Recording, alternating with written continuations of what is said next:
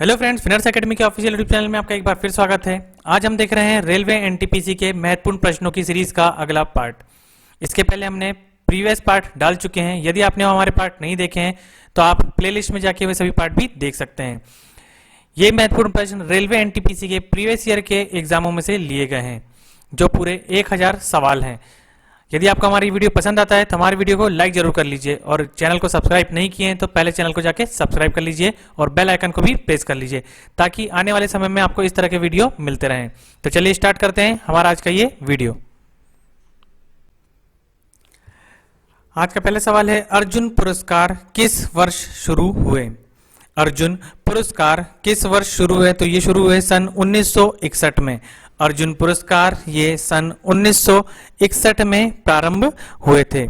अगला सवाल है, भारत की मानक समय रेखा कौन सी है? भारत की मानक समय रेखा कौन सी है? तो वो है 82.5 डिग्री पूर्वी देशांतर रेखा। 82.5 डिग्री पूर्वी देशांतर रेखा जो इलाहाबाद से होकर गुजरती है। 82.5 डिग्री पूर्वी देशांतर रेखा जो कि इलाहाबाद से होकर गुजरती है। तो भारत की मानक समय रेखा 82.5 डिग्री है जो इलाहाबाद से होकर गुजरती है। अगला सवाल है, रेमन मैग्सेसे पुरस्कार पाने वाले पहले भारतीय कौन थे? रेमन मैग्सेसे पुरस्कार पाने वाले पहले भारतीय विनोबा भावे थे। रेमन मैग्सेसे पुरस्कार पाने वाले पहले भारतीय विनोबा भावे थे, और वर्ष 2019 में एनडीटीवी के एंकर रवीश कुमार को मैग्सेसे अवार्ड से सम्मानित किया गया था। अगला सवाल है, मोनालिसा किसकी विश्वविख्यात पेंटिंग है? मोनालिसा किसकी विश्वविख्यात पेंटिंग है? तो यह है Leonardo da Vinci. Leonardo da Vinci की पेंटिंग मोनालिसा ये विश्वविख्यात पेंटिंग लियोनार्डो दा विंची की है। अगला सवाल है, स्वांग किस राज्य का लोक नृत्य है? स्वांग किस राज्य का लोक नृत्य है? तो यह है हरियाणा राज्य का। हरियाणा राज्य का लोक नृत्य स्वांग है। भारत में कितने उच्च न्यायालय हैं? तो भारत में उच्च न्यायालयों की संख्या कुल 24 है। भारत में कुल कितने उच्च न्यायालय हैं? तो भारत में उच्च न्यायालयों की हाईकोर्ट की संख्या 24 है। कोई विधेयक धन विधेयक है या नहीं, इसका फैसला कौन करता है? कोई विधेयक धन विधेयक है या नहीं, इसका फैसला लोकसभा के अध्यक्ष करते हैं। कोई विधेयक धन विधेयक है या नहीं, इसका फैसला लोकसभा के अध्यक्ष करते हैं। अंतिम मुगल सम्राट कौन था? अंतिम मुगल सम्राट बहादुर शाह जफर द्वितीय था। अंतिम मुगल सम्राट बहादुर शाह जफर द्वितीय था। तंबाकू पर पूरी तरह प्रतिबंध लगाने वाला विश्व का पहला देश कौन सा है? तंबाकू पर पूरी तरह प्रतिबंध लगाने वाला विश्व का पहला देश भूटान है। गोदान किसकी रचना है? हिंदी साहित्य से संबंधित एक और सवाल, गोदान किसकी रचना है? तो यह है मुंशी प्रेमचंद की रचना। गोदान मुंशी प्रेमचंद की रचना है। अगला सवाल है, स्वाइन फ्लू बीमारी किस विषाणु से फैलती है? स्वाइन फ्लू ये बीमारी किस विषाणु से फैलती है? तो ये बीमारी फैलती है H1N1 विषाणु से। H1N1 विषाणु से स्वाइन फ्लू बीमारी फैलती है। राष्ट्रीय मतदाता दिवस कब मनाया जाता है? राष्ट्रीय मतदाता दिवस कब मनाया जाता है? तो ये मनाया जाता है 25 जनवरी को। राष्ट्रीय मतदाता दिवस 25 जनवरी को मनाया जाता है। अगला सवाल है, भारत सरकार का संवैधानिक मुखिया कौन होता है? भारत सरकार का संवैधानिक मुखिया राष्ट्रपति होता है। भारत सरकार का संवैधानिक मुखिया राष्ट्रपति होता है। किस संविधान संशोधन द्वारा मौलिक कर्तव्यों को संविधान में जोड़ा गया? किस संविधान संशोधन द्वारा मौलिक कर्तव्यों को संविधान में जोड़ा गया? तो ये था 42वें संशोधन में। 42वें संशोधन में मौलिक कर्तव्यों को भी संविधान में जोड़ दिया गया था। नमक कानून तोड़ने के लिए महात्मा गांधी ने कौन सा आंदोलन शुरू किया था? नमक कानून तोड़ने के लिए महात्मा गांधी ने सविनय अवज्ञा आंदोलन शुरू किया था। नमक कानून तोड़ने के लिए महात्मा गांधी ने सविनय अवज्ञा आंदोलन शुरू किया था। उपराष्ट्रपति का चुनाव कौन करता है? उपराष्ट्रपति का चुनाव कौन करता है? तो उपराष्ट्रपति का चुनाव संसद के सदस्य करते हैं। उपराष्ट्रपति का चुनाव संसद के सदस्यों द्वारा किया जाता है। अगला सवाल है विजय स्तंभ कहाँ स्थित है? विजय स्तंभ कहाँ स्थित है? तो इसका सही जवाब है चित्तौड़गढ़ में। विजय स्तंभ चित्तौड़गढ़ में स्थित है। अगला सवाल है विश्व का सबसे लंबा रेल ट्रांस साइबेरिया किन दो शहरों को जोड़ता है? विश्व का सबसे लंबा रेल मार्ग ट्रांस साइबेरिया किन दो शहरों को जोड़ता है? तो ये जोड़ता है सेंट पीटर्सबर्ग और व्लादिवोस्तोक को। सेंट पीटर्सबर्ग और व्लादिवोस्तोक ये दो शहर है जिसको विश्व का सबसे लंबा रेल मार्ग जो कि 9,438 किलोमीटर का है, इसका नाम ट्रांस साइबेरिया, ये दो शहरों को जोड़ता है, सेंट पीटर्सबर्ग और व्लादिवोस्तोक को। अगला सवाल है अमरकंटक किस नदी का उद्गम स्थल है? अमरकंटक किस नदी का उद्गम स्थल है? तो यह नर्मदा नदी मध्य प्रदेश में के अमरकंटक से निकलती है। तो अमरकंटक किसका उद्गम स्थल है? तो यह है नर्मदा नदी का। अगला सवाल भारत में जिप्सम का सर्वाधिक उत्पादन किस राज्य में होता है? भारत में जिप्सम का सर्वाधिक उत्पादन राजस्थान राज्य में होता है। भारत में जिप्सम का सर्वाधिक उत्पादन राजस्थान राज्य में होता है। अंग्रेजी ईस्ट इंडिया कंपनी ने भारत में पहला कारखाना कहाँ लगाया था? अंग्रेजी ईस्ट इंडिया कंपनी ने भारत में पहला कारखाना सूरत गुजरात में लगाया था।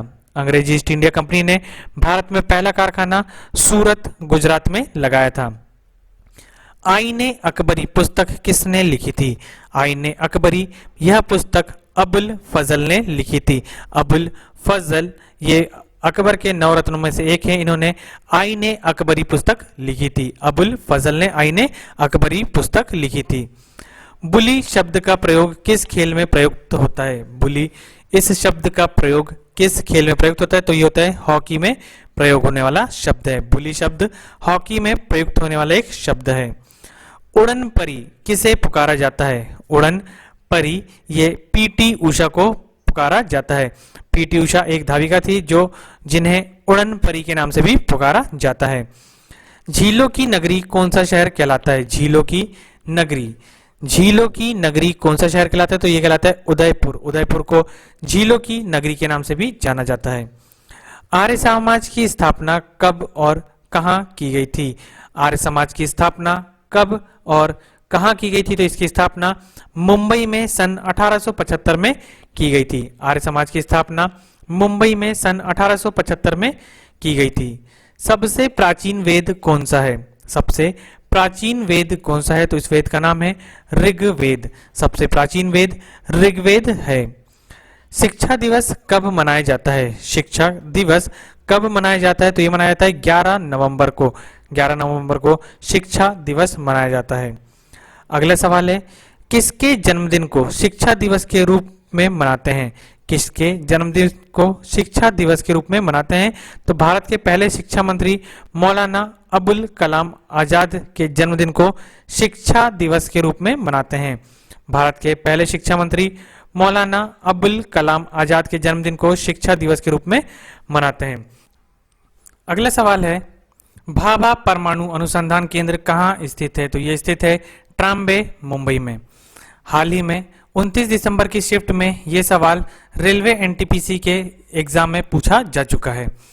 अगला सवाल है सन 1928 के बारदोली आंदोलन का नेतृत्व किसने किया था? सन 1928 के बारदोली आंदोलन का नेतृत्व किसने किया था? तो इसका नेतृत्व किया था सरदार वल्लभ भाई पटेल ने। सरदार वल्लभ भाई पटेल ने बारदोली आंदोलन का नेतृत्व किया था। हमारा अगला सवाल है खालसा पंथ की स्थापना किसने की थी? खालसा पंथ की स्थापना गुरु गोविंद सिंह ने की थी। खालसा पंथ की स्थापना किसने की थी? तो ये की थी गुरु गोविंद सिंह ने। हाल ही में ये रेलवे एनटीपीसी के एग्जाम में पूछा जा चुका सवाल है। तो बहुत कुछ सवाल जो प्रीवियस ईयर में पूछे जा चुके हैं वो इस बार भी रिपीट हुए हैं। तो यदि आप प्रीवियस ईयर के सवालों को एक बार देखकर जाते हैं तो आपको इसमें एग्जाम देने में बहुत ज्यादा मदद होगी। अगला सवाल है मुगल वंश की स्थापना किसने की थी?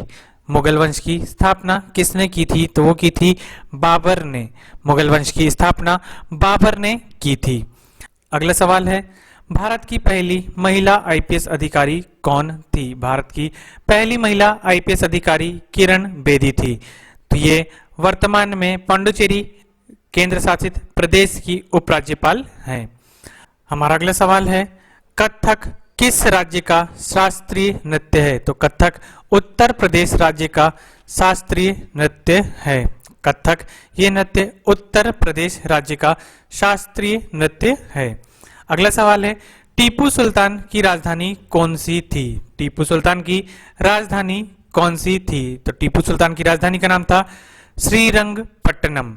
श्रीरंगपट्टनम ये टीपू सुल्तान की राजधानी थी।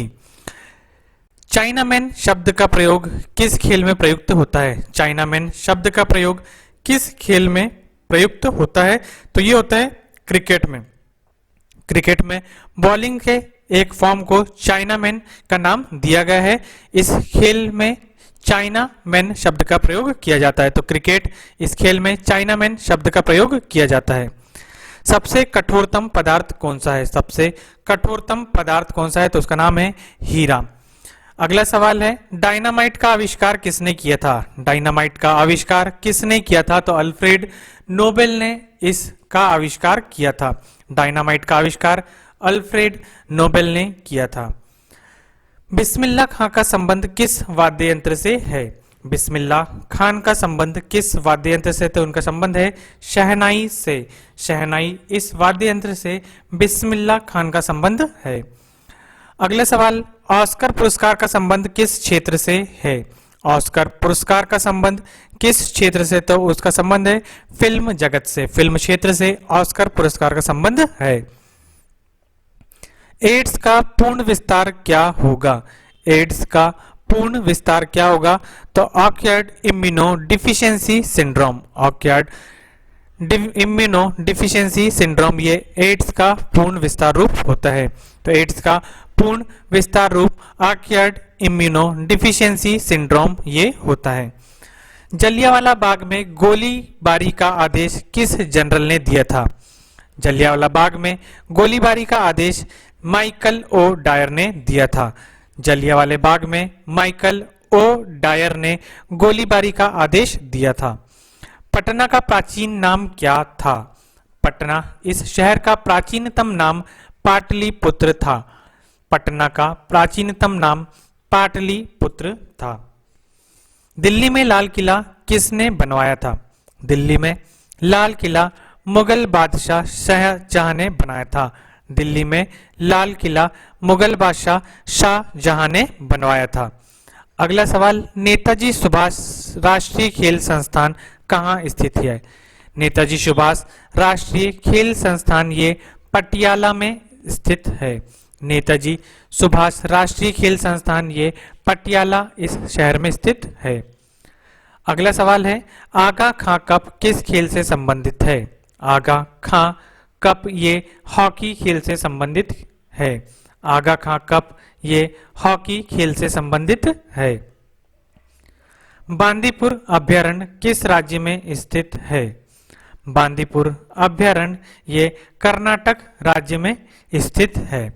बांदीपुर अभ्यारण्य ये कर्नाटक राज्य में स्थित है। भाप के इंजन का आविष्कार किसने किया था?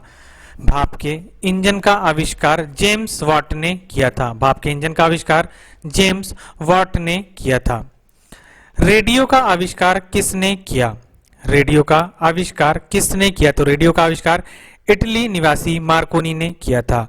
रेडियो का आविष्कार इटली निवासी मार्कोनी ने किया था।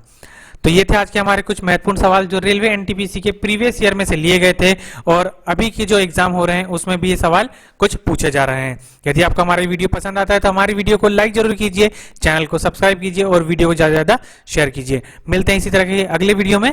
Thank you.